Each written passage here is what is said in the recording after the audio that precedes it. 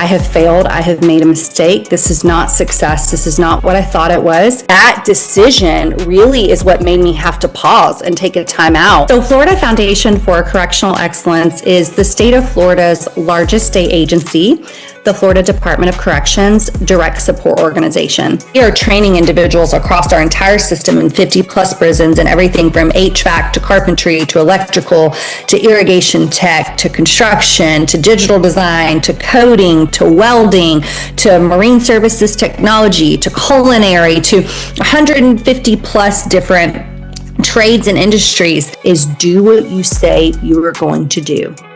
And what you say you're going to do it. What does failure is knowledge mean to you? Failure is knowledge can truly be the North Star that keeps you succeeding, surpassing where you ever thought you could go if you can always hang on to that moment that you failed or moments that you failed. Before we get into this episode, I want to say this real quick. If you're building a business and if you ever take an opportunity that looked right on the outside but didn't feel right on the inside, this conversation is going to help you understand why. One thing that stood out to me while recording an episode with Erica was how something can look like success but not align with what you actually want. So as you're listening, pay attention to how Erica handled that moment, because this can really change how you move forward. Let's get into the episode. Erica, again, thank you for coming on to the Failures Knowledge Podcast. I just got one question for you. Have you ever failed before? Have I ever failed before? Oh boy, have I ever failed before. I do not think anyone gets to a place of self-actualization where they have the self-assurance or confidence to say they had been successful in any realm of their life without being honest about a time that they have failed. And in preparation for this conversation with you and this podcast and sort of the sentiment and theme behind it, I had a chance to reflect on what would be some distinctive times of what I would consider failure that I could recognize that perhaps might have been things that weren't necessarily happening to me, but happening for me. But at the time I could not see them. And so I'm so excited about this conversation because it gives me the chance to be mindful and reflective of those seasons of life. And if I had to choose just one to jump us off, it would be early in my career. I started my career in the social impact, social responsibility, nonprofit space, and we'll get into that sort of later in the conversation, I'm sure. But several years into that role and that work, I was offered an opportunity to go to work for a very large corporate organization, one of the largest providers in the healthcare sector. And it seemed like a great opportunity at the time. It seemed sort of like, the dangling carrot of what's next, right? And I took that position with a mindset and mentality that I would still be doing legacy-driven work, helping others, having come from a nonprofit, social impact, social responsibility, sort of do-gooding, helping sort of side of the house of work. And when I got into that role, what I realized is that it wasn't that at all. And I had a great sense of failure. The title was huge. The position was even bigger. The money was even bigger. It was all of kind of that what's next, right? And at first glance, at surface level, it was, oh, you're being poached, you're being recruited, this is an opportunity, this is what's next. But behind closed doors, what happened is that the outside didn't match the inside. And I had a great sense of failure, that I had failed. I had built quite the reputation in my previous role. I had made it to a director level of one of the largest judicial circuits of service with a managing entity state contractor, helping those who needed it most. And here I was, having gotten promoted and elevated and sort of in this position of prestige and title and money and all the things, and shut the door behind me and thought, this is not what I thought it was. And I had to really face what kind of courage I had and what kind of bravery I had in that moment to say, I have failed, I have made a mistake, this is not success, this is not what I thought it was. And I can either quietly slip out the back door and I can make an excuse about that to try to cover that up, or I can be honest and transparent and say, I've made a mistake. This is not what success looks like to me. This is not what being meaningfully occupied really looks like, with a sense of purpose, and decide to really stand up and be honest about that. And thankfully, I had whatever it was that I needed inside of me at the time to do the latter.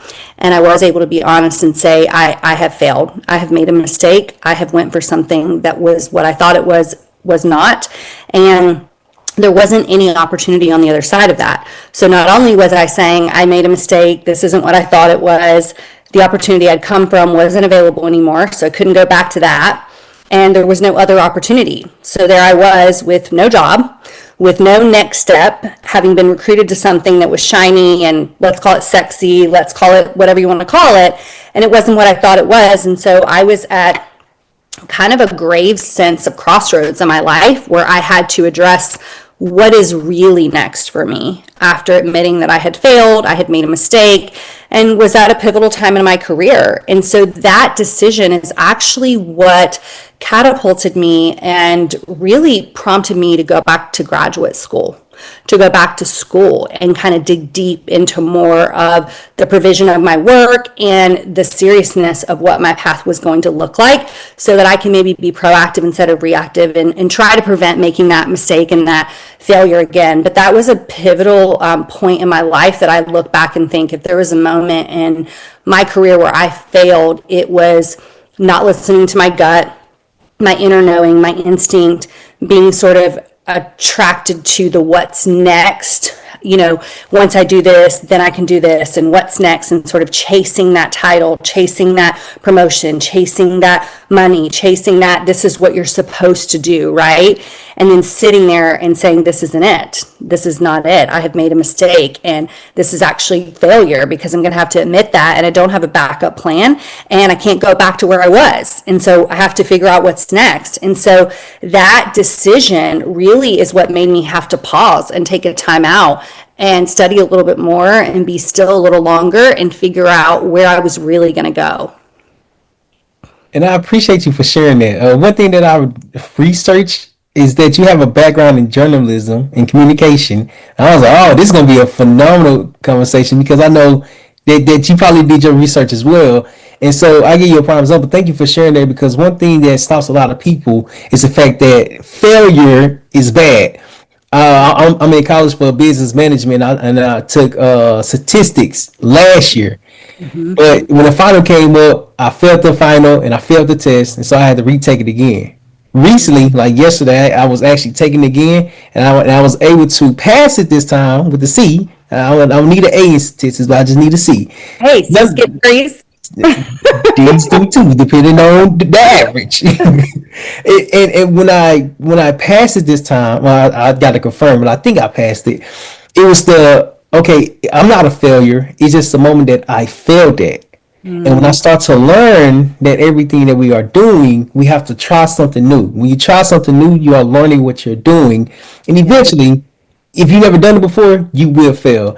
And so the organization that you work for, Florida Foundation for Correctional Excellence, talks about second chances, talks about how somebody has went through the system, and then when you go through the system, you can literally turn your life around. How did you get started with Florida Foundation for Correctional Excellence?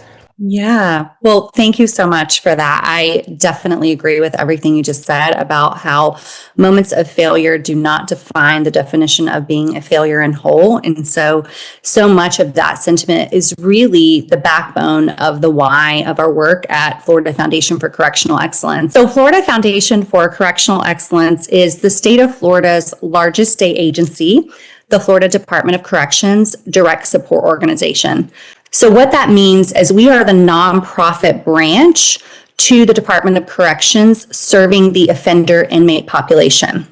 We are doing that by making sizable and scalable programmatic investments into the system on behalf of the Department of Corrections and with the Department of Corrections to help prepare those that are releasing back to Florida communities through the lens of job and workforce preparedness. So we are aiming to work with the Department of Corrections to transform our compounds into campuses and work with our incarcerated individuals and transition them from an incarcerated individual to a learner and student, and ultimately a job seeker. So we are assisting the Department of Corrections in standing up everything from basic education to betterment to technical and vocational trade institutions, industry certificates and credentials, and really converting that to an actual placement in a job. Ideally, on its best day, pre-release. We work with a lot of employers pre-release and also post-release in community corrections. So we are sort of that branch and extension of the Department of Corrections, supporting the programs that are already in place and enhancing and expanding those in that readiness window of someone's end of sentence. And how I gravitated to this work and sort of the why behind it, which was part of your question, back in my original kind of journey of my career, I talked a little bit about failure, of how I started my career and where was sort of the entryway. I got my undergraduate degree in communications and journalism.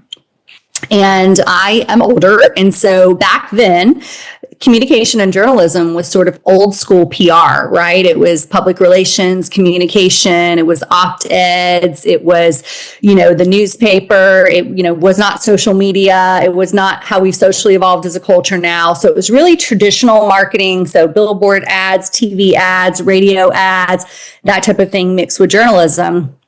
And the very first job that I got out of college was working for the Department of Children and Families, largest contractor in Northwest Florida in the 14th Judicial Circuit, for their provisions that they had under their contract, which were foster care, adoption, dependency, which was removal of children from their loved ones of any child who'd been abused or neglected or was at risk of abuse and neglect, a residential group home for young girls, substance abuse for parents who were working case plans to work towards reunification with their children.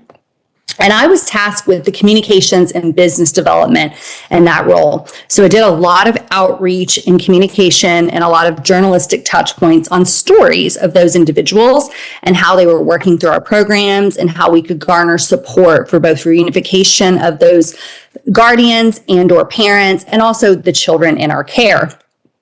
And about 4 years into that work, the best way I can describe that season of my life was I was, Terryl, absolutely obsessed with the work. I woke up every day excited to give everything I had. I was in my early 20s. I was green. I was fresh out of college. I had a comms degree. And frankly, I had a use case and a product that was worth selling and telling about, right?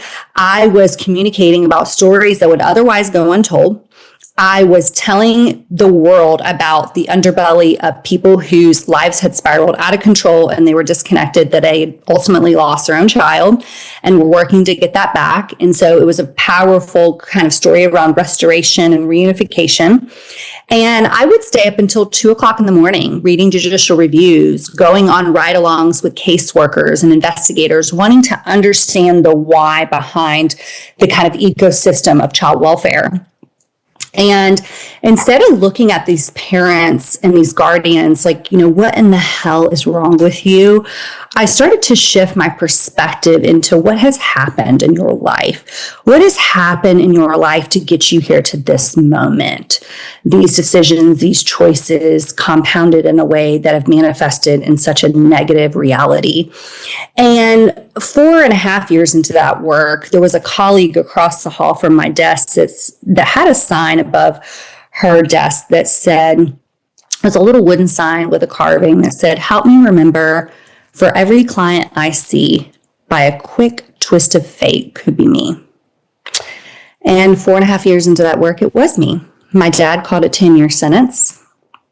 And there I was, working in a child welfare system, now a child on the other side of a system, getting a front row seat to another system, right? A judicial system, a justice system, a carceral system, all of those things that were kind of tangentially attached to the work I was doing. Many of the parents had had their child removed from them because they were incarcerated.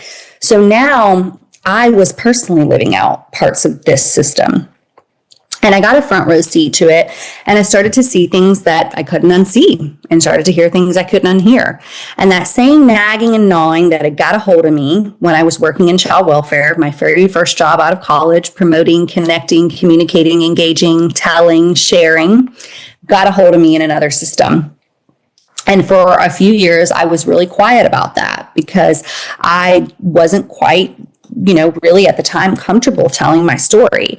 And so I spent a lot of time convincing wardens to meet with me, learning about everything from visitation to commissary to putting money on the books to how I would engage with my dad at visitation in a productive way with healthy boundaries so I could support his path, all of those things.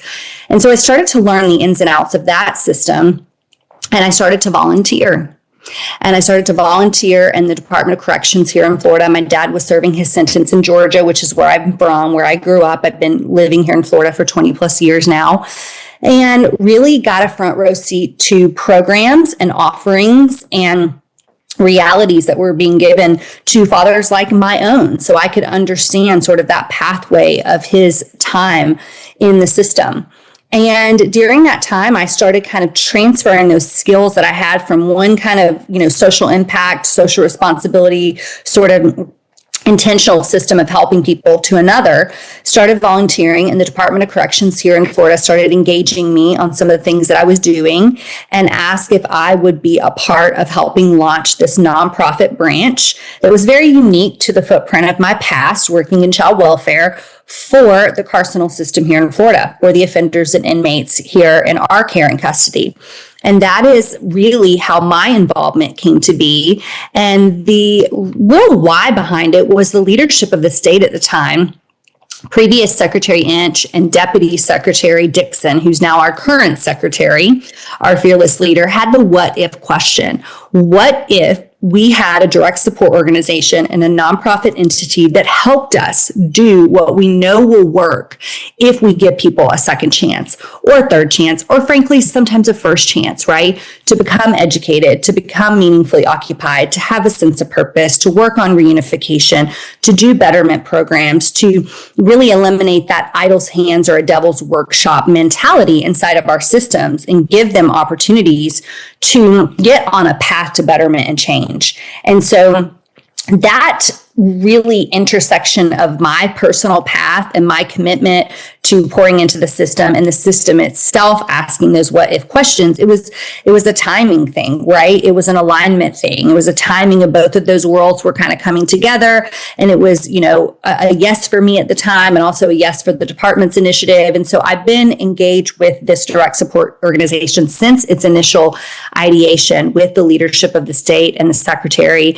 And so that's a little bit of our why and our what and our how, and just how I personally gravitated to the organization and the work that we're doing today. Erica, that is amazing. I appreciate you for sharing that with me. Excuse me. Side note, if I freeze, I got too wild, and just please let me know. Nonetheless, one thing that I've learned while doing the research is that failure shows up in different parts of the world. And as I was doing the research, I didn't really think about that. I didn't really think about like how it shows up differently. When I was young, my mom used to date this guy who was in prison, and we used to go down and visit him a lot. But I never knew what's on the other side because I never experienced that. Nonetheless, when I went to the Marine Corps, when I was learning about the job that we was going to do, the position that I'm going to be doing, I was motor transportation. I was driving the big military vehicles. And during that process, I had to learn how to become a Marine, learn the job, learn how to, potentially go to war and be prepared in advance. As I'm transitioning out, or as I transitioned out the Marine Corps back in 2022, they had a lot of resources. They had a lot of what is called courses where you can take, where you can go from like the military back to the civilian world. But as you are transitioning, you're learning how to transition. Mm-hmm. And when I started to do research, I was like, there's multiple different ways to transition. I didn't recognize that there are countless amount of ways that one can be better, that one can get ready for something that we typically don't know what to expect. Nonetheless, the programs, the courses, the conferences, it blew my mind when I was doing the research. It said something about like conferences or global leadership conference, and I was like, oh, there's conferences, there's resources everywhere. And the fact that you just shared your passion behind why you do what you do, it makes the research like, it's like, what is it called? Tenfold or something like that. Yeah, for sure. I mean, it's interesting you mentioned the military because we look at systems that are, similar to ours and also very different than ours, but have the same sort of ingredients of the touch points of progress and process. So for instance, anyone transitioning in life, right? Someone going through a divorce, someone going through a bankruptcy, someone transitioning after a death, someone transitioning after incarceration, someone transitioning after being in the military. What we find when you have an identity and a structure and a routine and a discipline like people in the military do, and also like people who are incarcerated do, every day you wake up and you are being told to do what you're being told to do at every moment of every day with a really distinct discipline and routine around that, right? How do you take that individual and transition them into a different environment in entirety, right? And so we find that a lot of individuals who come out of the military are going into a different trade or different vocation, just very, very much like the individuals in our care and custody, right? We are training individuals across our entire system in 50 plus prisons and everything from HVAC to carpentry to electrical to irrigation tech to construction to digital design to coding to welding to marine services technology to culinary to 150 plus different trades and industries. And when you start to study that career world and that industry world and that certificate world, that CTE world, you start to see that a lot of people who are transitioning out of the military are also going down those same paths. They are also pursuing trades, vocations, and career technical education, right? They are taking what they learned in the military and trying to really translate that into the sector of the outside world, into something. Maybe they were a mechanic, maybe they were, whatever it was, right? They're trying to figure out how does that translate. And so we actually work with a lot of subject matter experts in both realms, mirroring sort of the success of how folks transition out of the military and how we can double down on some of those models with the individuals in our care and custody. So I love that you made that connection. And Erica, you're very good at communicating. Okay, I just want to share that with you. You're very phenomenal at communicating. The way you paint the picture, the way you explain everything, I can tell that's not just from your education, it's from your experience, it's from everything that you're doing. And I appreciate how you explained that there's different ways to transition. And you mentioned when I was doing the research, you said something about 10. You mentioned it earlier, but you was 10 years old. If I got the research right, you was 10 years old, and then your parents had went to prison. Was that the right age or no? So actually, my mom went to prison before I was born. Actually, mom and dad. And then in my early 20s, my dad got a 10-year sentence. That's probably what you're thinking about. Yes, so my early 20s, my dad got a 10-year sentence. And a few years after he was sentenced to incarceration for 10 years, my mom also entered the justice system here in Florida. He was in Georgia. And she did not get a prison sentence, but she was sentenced to the highest level of community corrections, which is supervision of probation, house arrest, for 5+ years here in Florida. And so I got sort of a front row seat to both systems, both institutions, both the inside where my dad was incarcerated for 10 years in my early 20s. And then my mom was sentenced to the highest level of community control and probation. And so I got a unique perspective on both of kind of serving that time, right? Not just from them serving that time, but me serving time alongside them as a loved one, as a child. One of the highest social statistics is around both suicide and incarcerated individuals. If a person has one parent or two parents are incarcerated, the highly likelihoodness that they will also become incarcerated.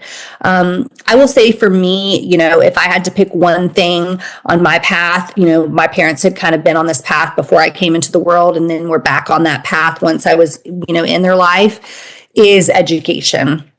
When we know better, we do better. I am the first person in my family of origin to graduate with a high school diploma or finish high school.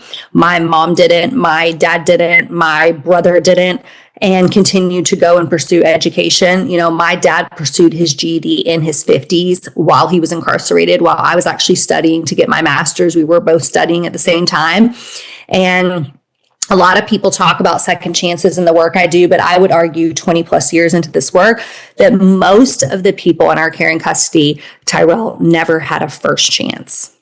That pursuing education and having the opportunity to do so was never an option on their menu. They always looked at a menu that just had hamburgers. It didn't have cheeseburgers too. Right? Whatever neighborhood they grew up into, whoever was raising them, whatever the color of their skin was, whatever the dynamics that were a part of their ecosystem, right? Their socioeconomic background, their family of origin, their genetic dispositions, right? The disease of addiction, so many different variables. I would say that lots of odds were stacked against them, right?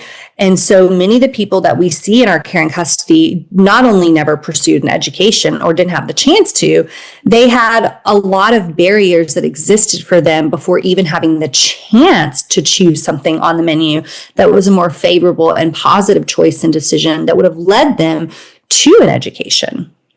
I want to pause this for a second because this part with Erica is really important. What Erica is talking about here is something a lot of people overlook when they are building a business. This is where most people either get stuck or second guess themselves. So really, I'm talking about really, pay attention to this part because this can shift how you approach things moving forward. Let's get back to the episode. My mama, I was raised by a single mom who raised 3 boys by herself. And as we was growing up, I like how you said that as you was getting your master's degree, your father was getting his GED. And then as me and my 2 brothers was growing up, as we was in school, my mom was in school. Then as I continued to get older, I started to ask her, like, why did you go to school so much? She has 9 different degrees. But then as I start to understand, education is a separation. And it's a separation because there's some things that a lot of people don't understand. A lot of people don't know how to read and don't know how to write. I watched this one video. It was like, I think he was 21. He was young. And he was about to sign for an NFL pro team. And he had the contract. They gave him the contract. He was like, so what I do with it? I was like, sign it. I was like, sign it. I'm like, I don't know how to sign it. He was like, what do I write? He said, well, just write your name. But the separation of education is so critical because you said something about 150 different programs, different educational programs to where you can learn something new, try something new. When I was in the Marine Corps, when I was learning how to drive motor transportation, the motor vehicles, it was a simulator. It was a simulator, like we literally played the game. And for us to get the full experience, we had to go from the game to the actual truck. And so y'all do something similar to that. We do. Oh my gosh, I love knowing that. Just to make another connection to training and transition and self-actualization in kind of different worlds. We do. So one of the investments that we made early on behalf of the Department of Corrections was a heavy equipment operator simulator for the female population. So the labor market here in Florida was signaling that they were hiring females at unprecedented rates in the construction industry.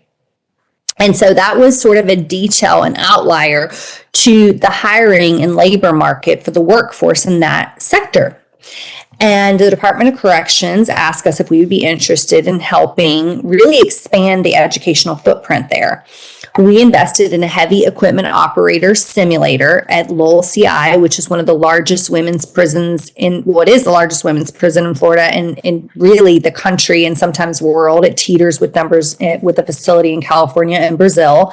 It is a large complex in Ocala, Florida, where we are training women in heavy equipment operator credentialing, as well as forklift certificates, as well as FDOT flagger. And those women are work release eligible, which means that that class of those students and learners is backfilled with individuals who are going to be job seekers at work release. While they're still in our care and custody, they will be working in the industry.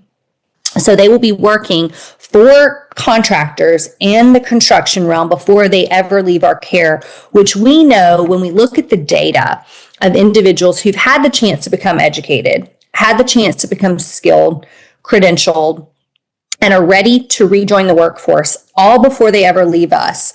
Getting a job is the most critical outlier to success. So, for instance, when you look at the 145,000 people that we are supervising in community corrections on probation and parole, these are not people behind the fence. They've already been released, or they were never behind the fence and they were on a diversion, or they were sentenced to probation. Over 90% of them that successfully complete have one specific thing. What do you think that is?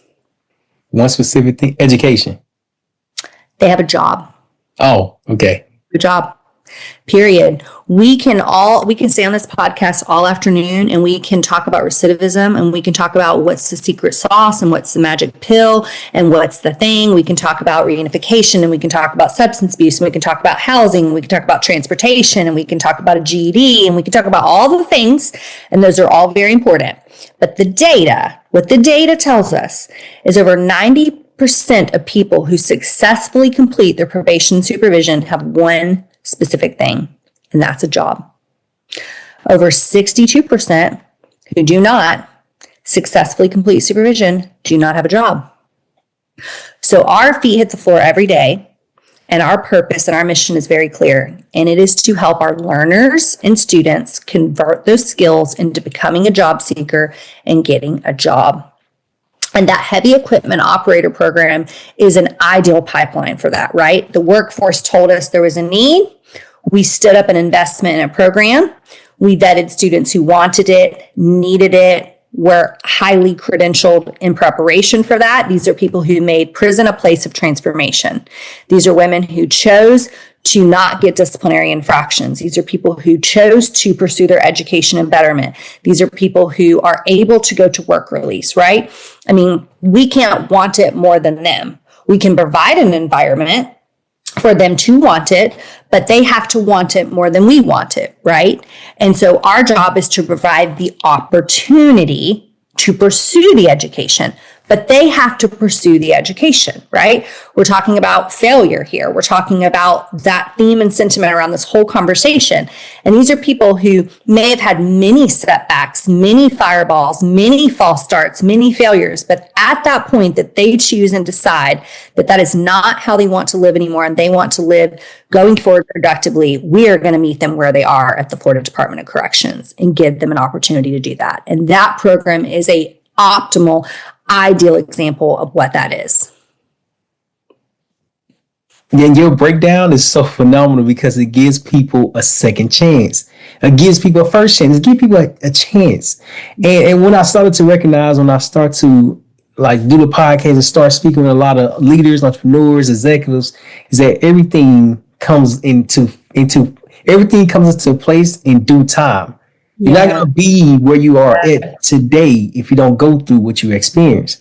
Every failure, I always say, every failure has a lesson. You just have to go find the lesson.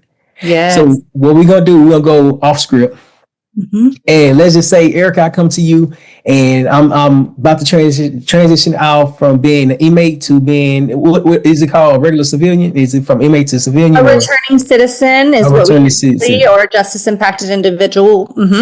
A returning citizen. Okay, a returning citizen. So I come to Erica and I'm in the process of becoming a returned citizen. What are 3 tips that you can give me to prepare for?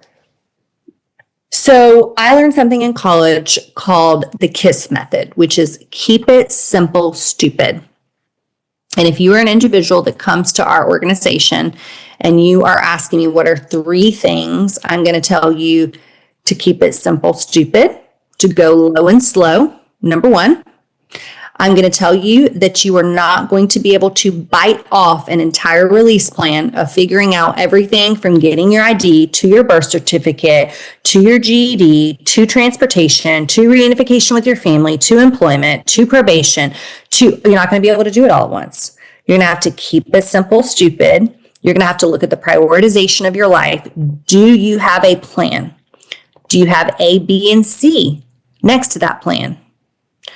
Do you have a church home? Do you have an AANA? Do you have like the basic things, right? Number one. Number two, I would tell someone that lots of opportunities are going to come your way now if you just do the next right thing, because results lag effort. Okay, I'm going to say that again. Results lag effort. You can pour into something and not feel like you're seeing a breakthrough and not feel like you're seeing, and then all of a sudden that job opportunity, that landlord, that transportation voucher, that thing, whatever is a part of your plan.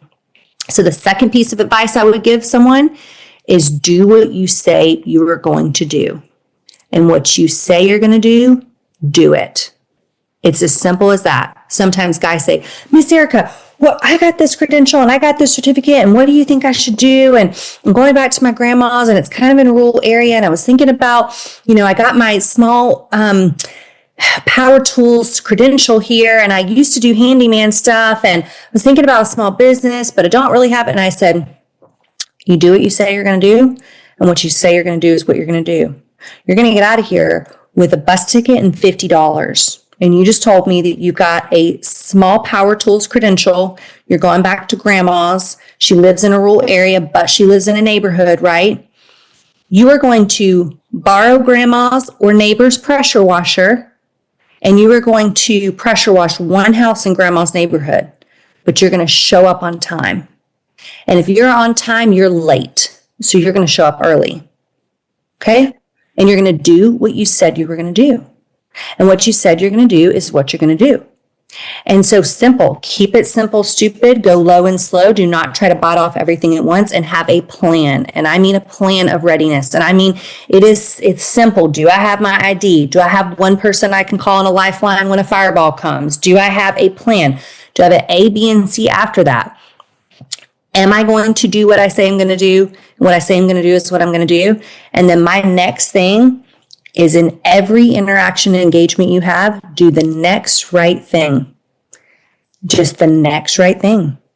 In every conversation you have, and every commitment you have, and everything you do, it's just the next right thing. That's what it is. It's a simple, simple recipe. We're not trying to bite off the whole elephant at once. For me, that seems elusive. It seems high level, but if you follow those principles in every interaction, in every affair, in every conversation, you keep it simple, stupid. You do not try to do it all at once, right? You remember that results lag effort. You do what you say you're going to do, and what you say you're going to do is what you do. And you do the next right thing, and all your interactions and all of your affairs, whatever's on that original plan, reverse engineered, will be successful. You have a lot of experience in the executive role, in the leadership role, in the space where others come to you for guidance. Mm-hmm. And the tips that you just shared with me, I can tell you didn't read that from a book. I can tell that from your experience, from the interactions that you had, from the conversations that you had, you've gained a level of understanding of what people are struggling with. Mm-hmm. And the way you just positioned it, I listened to everything that you said, but it's how you said it. Mm-hmm. I was going to school at University of South Florida, and my professor was talking about like business language. He was talking about marketing, business, all these different things. I'm like, oh, okay. He's speaking the language that I want to learn. I want to learn more about it. But what I forgot to recognize was that he was there to teach a subject. And I'm like, I want to learn about business.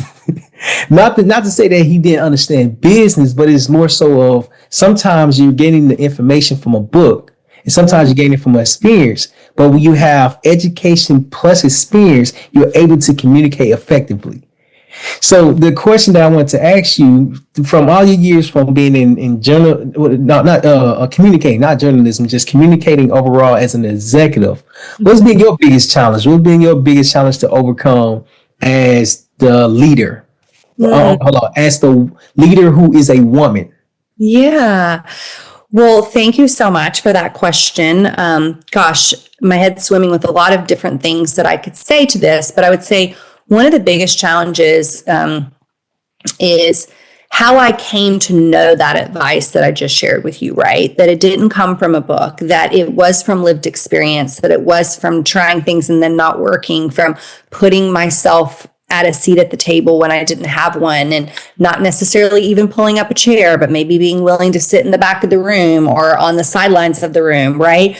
I had a grandmother figure in my life once tell me, do not take advice from people you would not trade places with. And so when I got challenged as a leader to figure out how to lead and how to give people advice, I went looking for what I wanted. Right? Attraction, not promotion.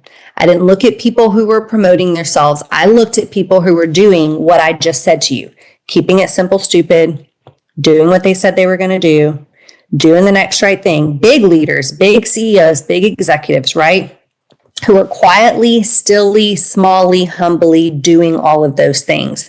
That's how I came to my personal leadership statement and my personal ethos around how I was going to lead and how I was going to keep it simple, stupid, do the next right thing, do what I said I was going to do. What I said I was going to do is what I did, is because I didn't take advice from people that I wouldn't trade places with. And so I started looking for people that I wanted what they had, right? I wanted that spirit. I wanted, you just said something about how I said it, right? I wanted what Maya Angelou talks about, not what you say, not what you do, but how you make others feel, right? When I walked in a room, who was the heartbeat and pulse of that room? And how could I learn how to have more spirit, less ego, and follow the command of that person so that I could be a better leader when I was trying to get people to follow what I was trying to lead them to do, right? Doing what I say I'm going to do, keeping it simple, stupid, doing the next right thing, all of those things. And so for me, one of the greatest challenges, I think, in learning that ethos and living it out was not, back to my greatest failure on the front end, not going to who had the shiny big title, right? Not going to the person who had the job that I wanted. Not going to the person who maybe everybody was listening to or had already published it or was already featured on that podcast. But instead, going to the person in the room who I wanted to be like, who I was willing to take advice from because I would trade places with them, who had more spirit and less ego. They weren't the typical person that everyone was kind of gravitating towards, right? And so it took me longer to get to where I wanted to go because I was doing it in that way. And there wasn't a lot of people like me, to be honest, Terryl, right? There wasn't a lot of people with lived experience. There weren't children out there that had one parent, but two parents in the system who was white, articulate, educated, female. Like, the people weren't expecting me. Like, they didn't see me coming, right? I wasn't your traditional advocate. I wasn't the traditional person typically at the table. And I would say the biggest piece is that I wasn't a complainer. I wasn't negative. There were so many parts of the system that gave me heartburn, that burned and stung, especially as a child. But I never, ever went faith forward with my voice or my opinion or my attitude or my perspective about anything negative. I looked for what was good and what was working, and I doubled down there. And while I was there, I lifted up the hood and saw things that gave me pause for concern. And I waited until it was the right time and the right person to bring those things to fruition. And to me, that was the piece as a leader, right, that I had to learn the hard way. I had to learn by lived experience. I had to learn going into things and leading from a place of positivity and finding the good in anything and anyone, and starting there gives you the opportunity to be transparent and vulnerable about the things that maybe aren't so good. And that was really probably the biggest part of my journey as a leader, was just flying that plane while I was building it. Flying that plane while you was building it. In the Marine Corps, they talk about one of the first leadership principles is in order to lead, you got to lead yourself first. If you're not leading yourself, how are others going to follow you? And it didn't start to make sense until I got out the service. And when I got out the service, I was like, oh, the lessons. In fact, one of my mentors that I met when I was doing a pitch competition, and he talked to me, he was like, you have an advantage. I'm like, advantage? I'm like, what you talking about? Excuse me. I'm like, I don't know what you're talking about. He said, you have a lot of things that people don't have. I'm like, what do you, I still don't understand what you're talking about. He said, man, you went to the Marine Corps. You had training for 12 weeks. You had to go to more training. You have structure. You have like discipline. Like a lot of people lack that. And he was like, think about what you experienced while you was in the Marine Corps. And I'm like, wow. oh. So I started watching videos of boot camp and how they, like, let's just say we got our boots and they count by the numbers. They say 20 seconds. And instead of 20, 19, 18, 17, I'd be like 20, 19, 17, 10, 9, 8. They literally skip numbers and then like, how is that possible? Yeah. What I've learned is that structure. You have to have structure if you're going to be disciplined, if you're going to keep it simple, if you understand everything that you're doing comes from you having a plan in place. So we have one last segment and it's called Best for Last. Because when I ask you 4 questions and you answer within 30 seconds. Okay. All right. Yeah, let's do it. Question number 1, what are you grateful for? Oh my gosh, what am I grateful for? This moment, this conversational, just like the chance I said earlier, just to be able to sit still and reflect on my past. I think that gratitude is my spiritual practice. I think that gratitude changes everything. And I'm grateful to be able to engage with people like you to share my story and share other stories. Okay, that is powerful.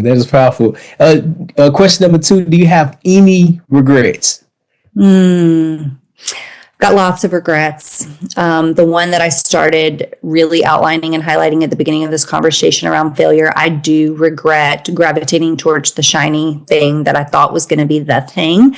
And I think back about that a lot and think, gosh, if I wouldn't have done that, where would I be now? But I also know that it wasn't happening to me. It was happening for me and all of that. But I do regret that moment.